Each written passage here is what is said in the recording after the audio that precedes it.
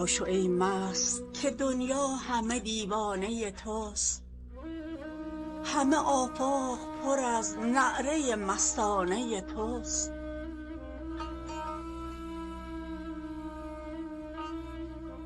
در دکان همه باده فروشان تخته است، آنکه باز است همیشه در میخانه توست.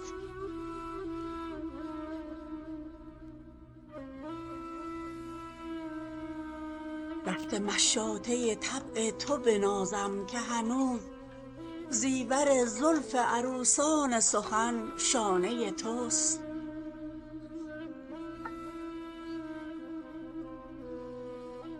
ای زیارتگه رندان قلندر برخیز، توشه من همه در گوشه انبانه توست.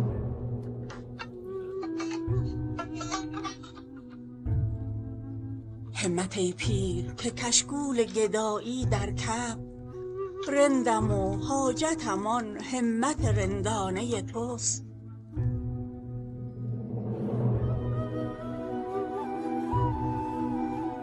ای کلید در گنجینه اسرار ازل، عقل دیوانه گنجی که به ویرانه توست.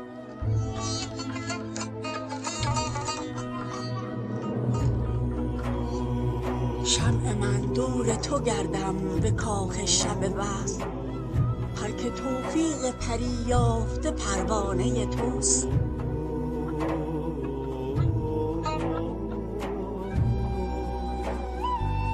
همه غواص ادب بودم و هر جا صدفی است، همه بازش دهن از حیرت دردانه توست.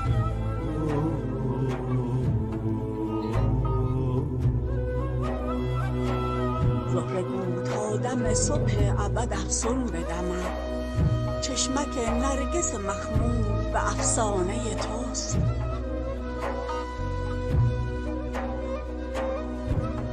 ای گدای سر خوانت همه شاهان جهان، شهریار آمده دربان در خانه توست.